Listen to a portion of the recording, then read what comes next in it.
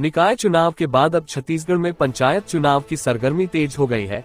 पंच, सरपंच, जनपद और जिला पंचायत सदस्यों के प्रत्याशी गांव गलियों की खाक छान रहे हैं और एक एक मतदाता तक जाकर वोट मांग रहे हैं। भले ही ये चुनाव राष्ट्रीय दलों के सिंबल पर नहीं लड़े जाते, लेकिन अप्रत्यक्ष रूप से धमतरी में टक्कर भाजपा और कांग्रेस प्रत्याशियों के बीच ही हो रही है। भाजपा समर्थित प्रत्याशी केंद्र और राज्य सरकारों के विकास और नेताओं के नाम लेकर वोट मांग रहे हैं, तो कांग्रेस समर्थित नेता भूपेश बघेल सरकार द्वारा किए कामों और योजनाओं का हवाला दे रहे हैं और मतदाताओं को लुभा रहे हैं।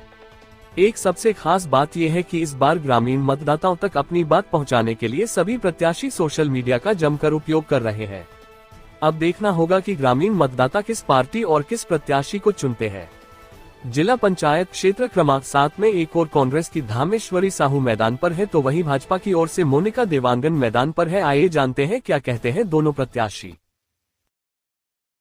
कौन कौन से मुद्दों को लेकर अब जनता के बीच जा रही है वोट मांगने के लिए? मैं जिला पंचायत क्षेत्र क्रमांक 7 से श्रीमती मोनिका ऋषभ देवांगन, जो ग्राम अछोटा की निवासी हूँ।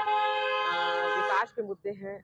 आप सबको मालूम है कि केंद्र में हमारी सरकार है, राज्य में हमारी विष्णुदेव सरकार की सुशासन का 13 महीना हम पार कर चुके हैं। लगातार जो योजनाएं हैं, केंद्र गवर्नमेंट की योजनाएं हैं, राज्य गवर्नमेंट की योजनाएं हैं, तो उन योजनाओं को समाज के अंतिम व्यक्ति तक, ग्राम के अंतिम व्यक्ति तक सभी योजनाओं का लाभ सभी पात्र व्यक्ति को मिल सके, ऐसा प्रयास हम करेंगे। साथ ही विकास के बहुत सारे यहाँ काम जो पूर्व में जो सरकार थी उनके नाकामी के कारण जो रुक गई थी, उन विकास कार्यों को हम अंजाम तक ले जाएंगे।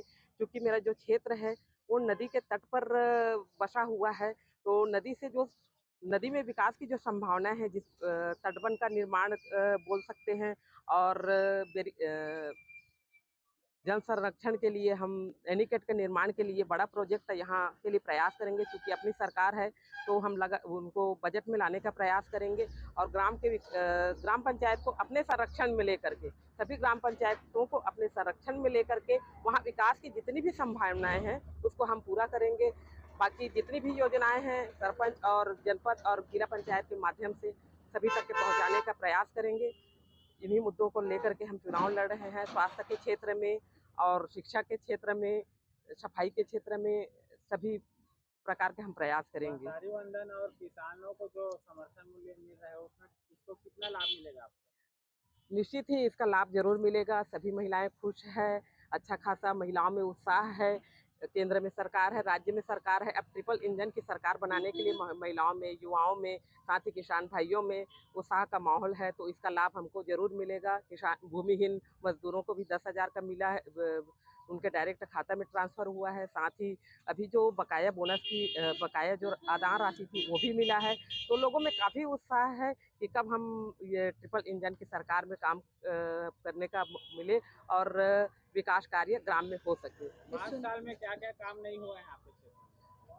पूर्व के जो सरकार है हम देखे हैं, सब जान रहे हैं, सिर्फ घोटाला और भ्रष्टाचार की सरकार थी। उनके पास विकास के लिए कोई कार्य ऐसा नहीं था, सब घोटाला ही घोटाला था। पीएससी घोटाला की बात करें, पीडीएस के चावल की घोटाला की बात करें, शराब घोटाला की बात करें, बहुत सारे उनके पास ये है। उनके पास वोट मांगने का भी अधिकार नहीं। वो किस मुंह से लोगों के पास वोट मांगने जा रहे हैं ये समझ नहीं आ रहा है मुझे। हमारे पास बताने के लिए बहुत कुछ है, उनके पास कुछ भी नहीं है अपने घोटाले के अलावा। मोबाइल और इंटरनेट का जमाना है, इसके सोशल मीडिया का आप कितना लाभ ले रहे हैं? सोशल मीडिया के माध्यम से हम लगातार अपने जितने भी हमारी कार्य योजना है चुनाव संबंधी, हम उनको प्रचार प्रसार कर रहे हैं। लोग जुड़े हुए रहते हैं, बहुत तो संख्या में सोशल मीडिया में जुड़े हुए रहते हैं, तो इनसे फ़ायदा ज़रूर मिलता है कि जिला के क्षेत्र क्रमांक 7 की ये प्रत्याशी हैं तो उनको सहयोग मिले। भाजपा की अधिकृत प्रत्याशी हैं तो लगातार उनका हमको मिलता है, उसका लाभ मिलता है। इस चुनाव को अवसर मानती है या चुनौती मानती है आप? हम दोनों ही रूप में इसको स्वीकार कर रहे हैं। चुनौती तो नहीं बोला जा सकता, क्योंकि चुनौती वहाँ पर होता है जहाँ पर अगर पूर्व की सरकार कुछ कम काम किया होता तो चुनौती मानते। हमारे लिए अवसर है, विकास कार्य के लिए हम अवसर मानते हैं कि एक अवसर मिला है, तो हम जन सेवा का ये जो भाव है उसको सभी सेवा कार्य में ये करें और क्षेत्र के विकास की ओर अपना काम करें। चुनाव जीत कर आती हैं तो विकास के लिए क्या क्या प्राथमिकताएं रहेंगी? सबसे पहले हम विकास के बारे में अभी बताए हैं कि ग्राम पंचायतों को अपने संरक्षण में लेकर के वहाँ जितनी भी प्रकार की संभावना है ग्राम स्तर पे, उन संभावनाओं को पूरा करेंगे। सरकार अपनी है, राज्य में सरकार अपनी है, तो जितनी भी प्रयास किया जा सकता है वहाँ कि भवन निर्माण का बात करें, रोड रास्ता नाली का निर्माण की बात करें, वो पंचायत के माध्यम से और अपने जिला पंचायत के फंड के माध्यम से। और जो बड़े प्रोजेक्ट के बारे में अभी अभी आपसे बताई कि हमारा तटबंध निर्माण और नदी में एनीकेट का निर्माण प्राथमिकता से उसको अंजाम तक देने का प्रयास करेंगे। केंद्रीय बजट में, स्टेट बजट में उसको लाने का प्रयास करेंगे।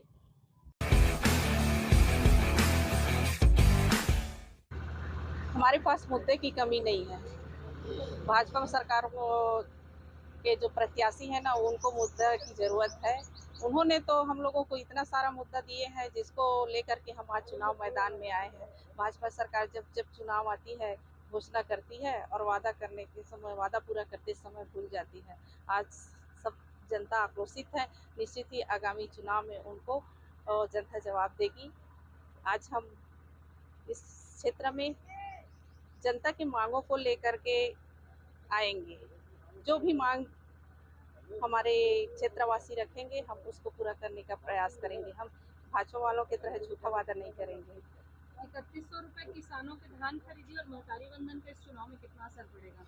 देखिए, सब जानते हैं कि किसान जब